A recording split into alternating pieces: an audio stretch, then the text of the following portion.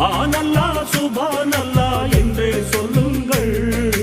இன்ஷா அல்லாஹ் அல்லாஹ் என்று தொழுது நில்லுங்கள். அன்னாரே நடக்கும் வாழ்விலே எல்லாமே அவனின் அருளிலே மனதில் நீ என்றும் நினைப்பாயடா